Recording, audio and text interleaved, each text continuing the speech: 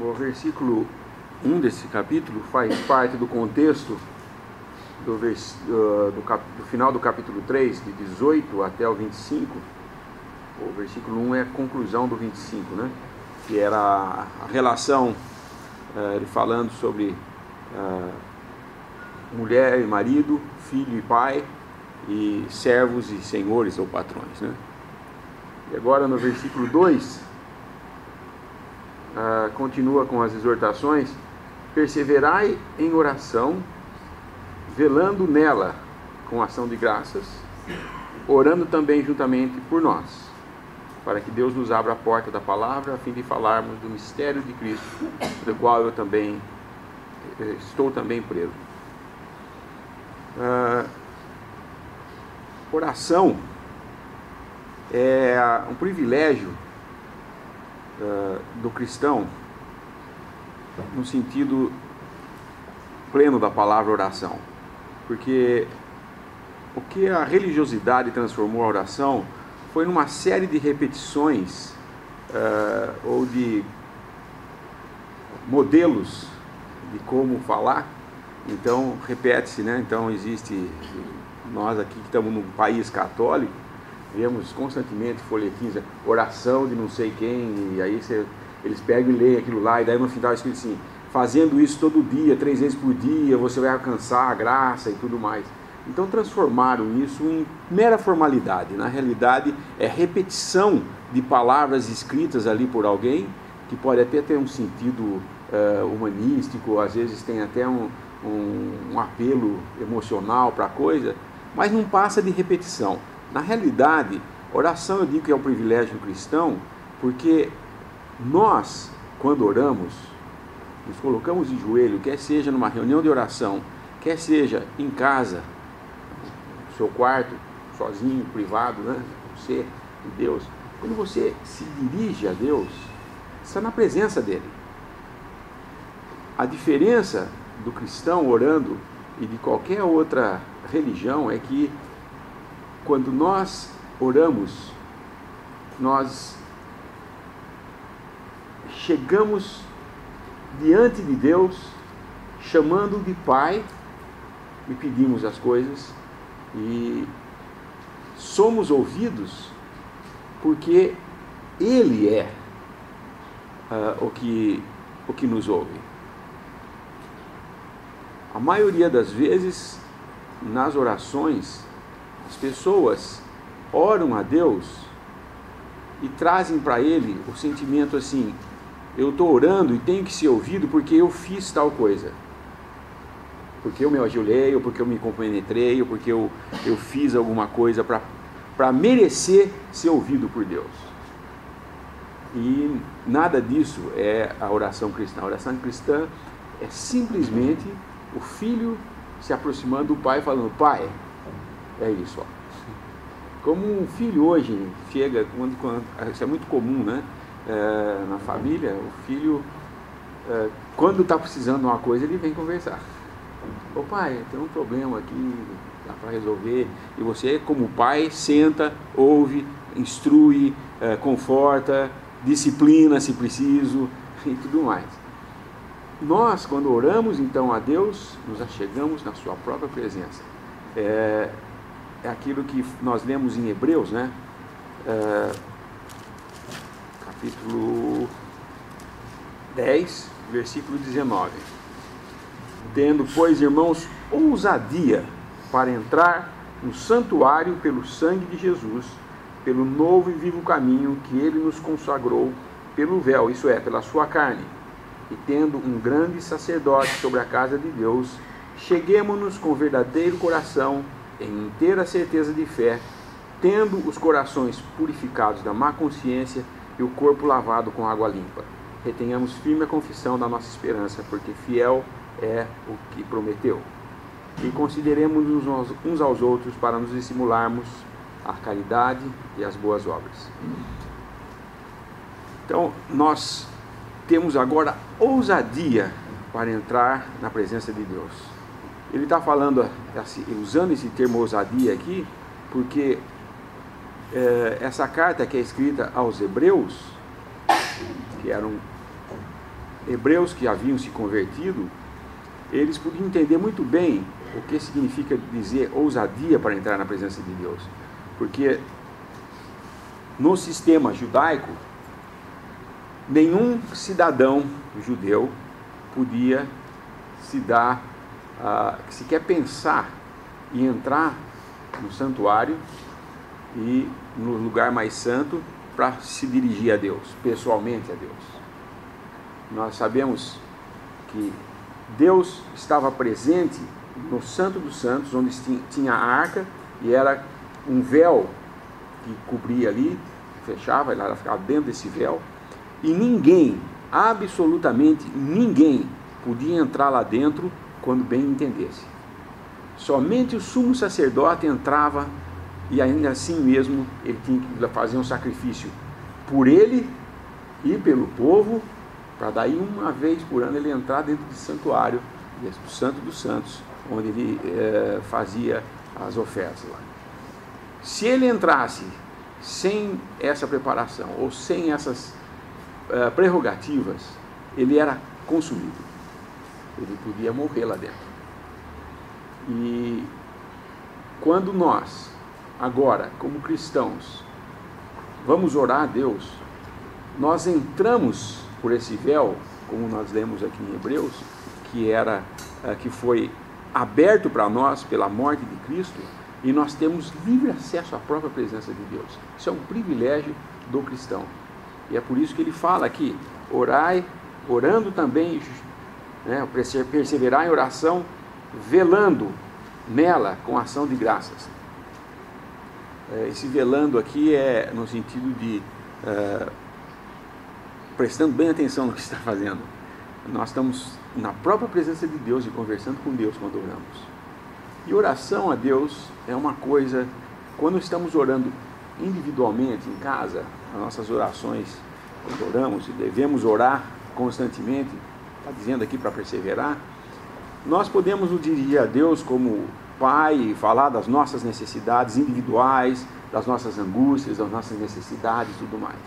Mas existe a oração também coletiva, quando nós nos reunimos para orar, que nós vemos em Atos 4, Atos 2, 4, que eles perseveravam unânimes em oração. E nós vemos quando Pedro é preso, que eles se reúnem para orar, e uma pessoa fala e todos dizem um amém. Não existe oração coletiva, todos orando ao mesmo tempo, cada um falando uma coisa, porque aí seria individualmente uma coletividade orando. Se cada um fosse orar a sua própria oração, imagina que nós reunidos aqui para orar, e todos nós nos ajoelhamos aqui, cada um fica falando a sua oração, tudo ao mesmo tempo, aquela barulheira, isso existe. Se ninguém conhece, não sabe disso, saiba que tem algumas denominações em que todos oram ao mesmo tempo, cada um as suas próprias coisas, e ninguém entende ninguém o que está falando, e no final ninguém fala amém, fala pela sua própria oração. Isso não é oração coletiva. Oração coletiva é quando nós sentamos aqui com um propósito de pedir pelas necessidades de irmãos, da obra e coisas assim. Então, inicialmente, fala-se das necessidades, daí nós nos ajoelhamos e um fala e os outros dizem amém. Esse que está falando não está falando de si só, ele está falando pela Assembleia, ele está sendo a boca da Assembleia. Isso é a reunião que nós fazemos às quartas-feiras, que às vezes dá para contar no dedo quantos tem aqui. Logicamente sabemos das necessidades de trabalho e tudo, mas poderia haver um esforço maior, eu creio, de estar aqui fazendo isso, porque é de uma importância muito... não dá nem para acentuar qual a importância, mas para nós entendermos os 4 pilares da Assembleia, a gente compara com o banquinho, né, com a cadeira com 4 pernas, os 4 apoios que a Assembleia tem para se manter em pé, uma delas é a oração. É a comunhão, o partimento do pão, oração e a doutrina dos apóstolos. Esses 4 fundamentos por onde nós podemos ver uma assembleia saudável vivendo aqui na Terra, né? Expressando aqui na Terra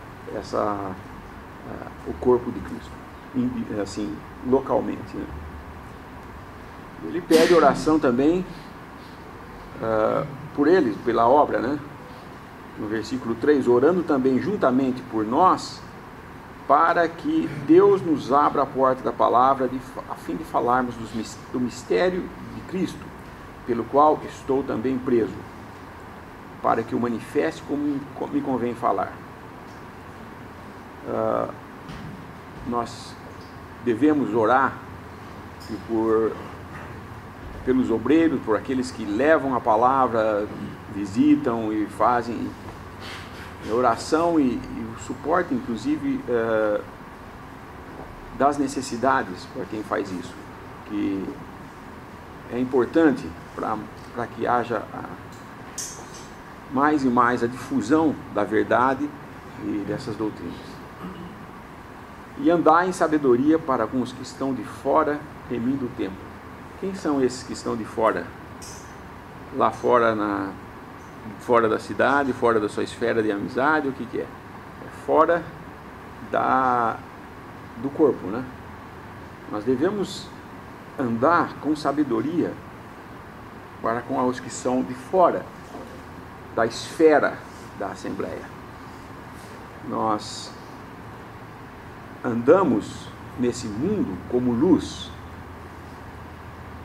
e como luz nós devemos andar com sabedoria, para que, mesmo que nenhuma palavra seja falada, o nosso andar seja notório aos de fora de que existe vida e que o Senhor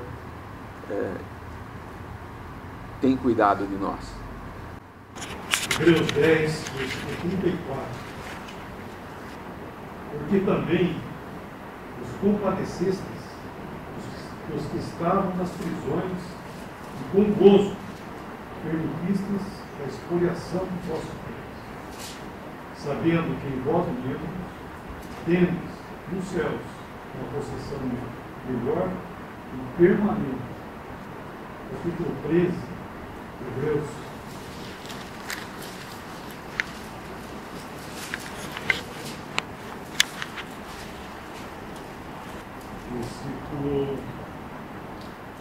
Versículo 3, 3 e 3. Lembrai-vos dos presos, como se estivesseis presos comigo, e dos maltratados, como sendo vós mesmos também. Nosso capítulo, Colossenses, nós vemos que Paulo está falando dele como preso. Versículo 3. Final do versículo 3, pelo qual estou também preso. Quando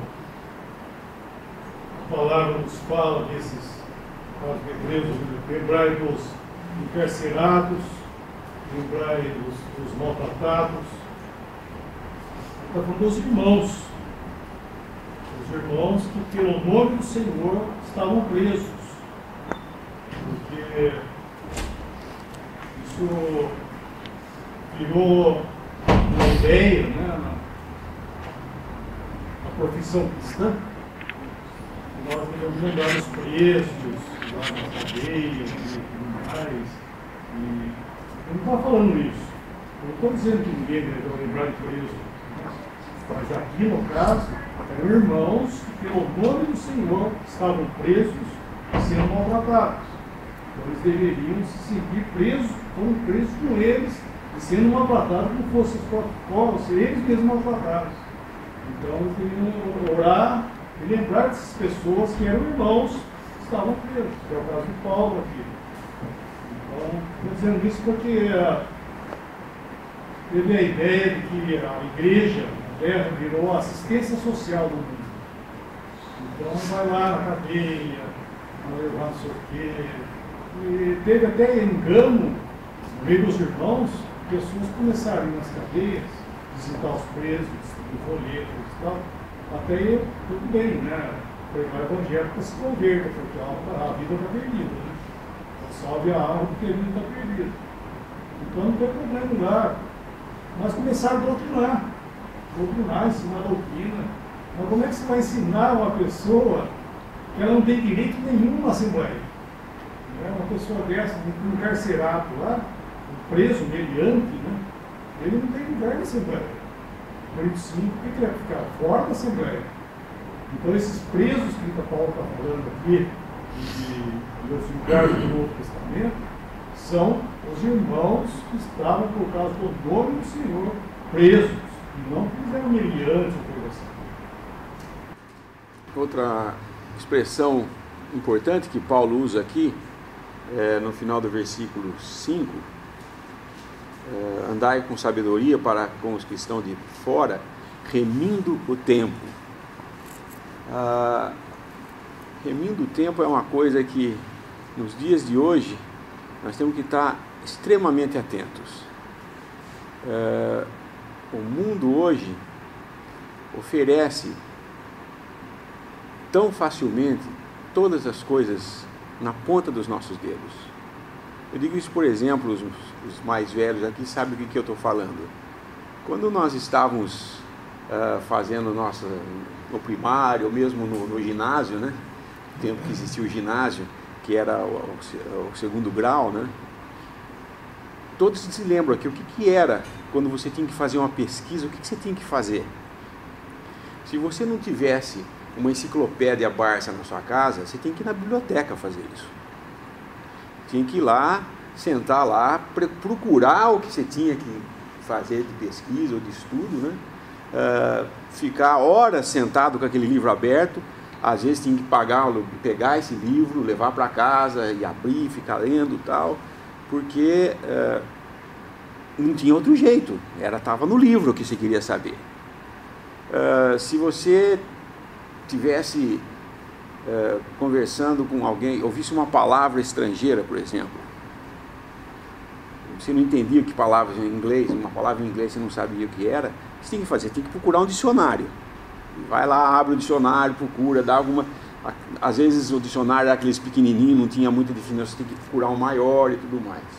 Hoje, sentado aqui, se eu tiver alguma dúvida sobre alguma coisa, eu apenas ligo o meu celular, digito o que eu quero e me aparece todas as possíveis respostas que tem no mundo inteiro. E na língua que você quiser. Hoje, nós nos perdemos no tempo fazendo essas coisas. Basta ver o tempo que se fica no Facebook ou nessas coisas assim. Na maioria das vezes, só baboseira. Não se tem nada de útil, na maioria das vezes ali. A única coisa que isso daí faz para a gente é consumir o nosso tempo. Consome o nosso tempo. Eu não sou contra essas coisas, eu tenho isso, eu vivo usando isso. Para mim, uma maravilha no consultório. Às vezes você está... Antigamente, quando você tinha um caso cabeludo lá, que você não sabia o que fazer, tocava e falava para o paciente, olha, eu vou pesquisar mais sobre isso aí, e mandava o paciente voltar no outro dia, e daí na noite você ia lá nos livros, ficar procurando, tinha que ter livro em casa, eu tinha uma coleção de livros de oftalmologia grande em casa, ia lá, procurava e tal. Hoje, enquanto estou conversando com o paciente, eu entro na internet e aparece lá o que eu quero, dose de remédio, eu não lembro direito, vou lá, pego, está tudo lá. A informação para nós hoje está na ponta dos dedos, mas a desinformação também. Você pode ter desde a verdade das escrituras, nisso daí, tem sites aí que nós sabemos que tem essas coisas, o Mário tem vários blogs a respeito disso, mas nós temos a desinformação também, tem toda e qualquer doutrina que você quiser lá. E esses links que fazem, você começa num assunto e dali a pouco você está linkando em outro, 2 horas depois você não leu o que você foi procurar, mas leu um monte de outras coisas. Então nós temos que saber remir o tempo hoje, mais do que qualquer tempo, eu creio. Porque, a maioria das vezes, a gente começa a perceber sobre o tempo quando a gente começa a ficar mais velho, né? Parece que o tempo passa muito mais rápido. Dali a pouco, acabou a semana, e você olha para o que eu fiz? O que eu fiz? Quase nada. Então, remir o tempo é saber usar o tempo com sabedoria, e aqui ele está aplicando isso com respeito a levar para outras pessoas, para os que estão de fora. Andai com sabedoria para os que estão de fora, remindo o tempo, ou seja, usando o seu tempo com entendimento do que você está fazendo, para não perder tempo em coisas que não te traz nada, ou que não leva nada para ninguém. E versículo 6, a vossa palavra seja agradável, temperada com sal. O que é uma palavra temperada com sal? Todos sabem que o sal é uma coisa para nós que realça o sabor da comida, né? Aquelas pessoas que têm hipertensão arterial, que não podem comer comida salgada, não podem usar o sal, sabe o que é comer um arroz sem sal, né? A coisa mais sonsa que tem. Não tem sabor, é um negócio, né? E o sal realça o sabor de todas as coisas. Quando você põe sal, frita um bife e come um bife sem sal, você não consegue comer. Mas assim, o sal tem o sentido de fazer com que a nossa palavra seja aceitável, palatável, né? Que você possa desfrutar dela. Isso eu creio, ele está querendo dizer com respeito a que quando eu vou levar a palavra, porque aqui ele fala no final, para que saibais como convém responder a cada um, as pessoas que nos questionam a respeito da nossa fé, eu tenho dois modos de falar da minha fé. Um delas, falar dela, do que eu creio, isso é com sal, ou eu fazer o seguinte, para falar da minha fé, eu falo contra a fé dos outros, critico todas as outras coisas que tem no mundo, para que a minha seja verdadeira. Isso é servir sem sal, na minha opinião. Nós podemos pregar o Evangelho de que Cristo morreu pelos nossos pecados, mas eu posso pregar o Evangelho dizendo que tudo que se fala lá fora de Cristo é mentira, só eu falo a verdade. E isso é totalmente fora do que Deus quer. Nós não vemos isso frequentemente. Quando falamos a respeito da verdade, da doutrina, nós estamos com o objetivo de falar de Cristo. Se nós começamos, e isso às vezes a gente falha, a gente começa a mencionar problemas dentro da cristandade, que hoje nós estamos nessa Laodiceia, né? Corremos o risco de muitas pessoas ouvirem a doutrina e aceitarem o que estamos falando, não porque ela é a verdade, mas porque aonde ele estava, houve conflito e não aceitaram ele, então ele vem para cá e fala, realmente, está tudo errado lá, e fica aqui. Mas ele não está vindo aqui por causa da doutrina, por causa de Cristo, mas porque lá ele se deu mal. Porque se tivesse dado bem, continuava lá até hoje.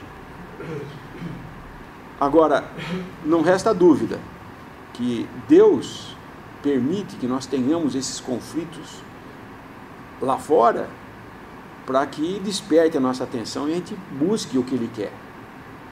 Eu não nego isso. Muitas pessoas que entraram em desacordo numa denominação que estava ou na religião que estava lá, podemos ver claramente que era Deus mesmo permitindo essas coisas acontecerem para abrir os olhos da pessoa e falar, não, peraí, está errado alguma coisa aqui, e buscar a verdade. Mas o risco que existe é que, ao chegar aonde está a verdade, querer que, por causa da verdade, da doutrina, querer que as pessoas que estão nessa doutrina sejam impecáveis, ou sejam perfeitas. Não são. Então vai encontrar falha em todo lugar que for. Se você está procurando um lugar sem falha, você não vai encontrar, a não ser no céu. O único lugar que nós temos sem falha aqui na terra é quando estamos em Cristo Jesus, e aí nós podemos suportar uns aos outros nas nossas fraquezas e necessidades e nas nossas falhas, mas nunca apontar o dedo e falar assim, eu não vou mais lá porque tal pessoa falou, mas faz tudo diferente, eu já vi ele fazendo diferente. Sim, pode acontecer isso, mas isso não tira a verdade. Então o que nós temos que trazer a nossa palavra agradável, temperada com sal, é nesse sentido, de que aquilo que nós falamos, o tempero que faz a coisa ser aceitável, é a verdade em si e a pessoa do Senhor Jesus, não a pessoa que fala. A pessoa que fala pode falhar sim.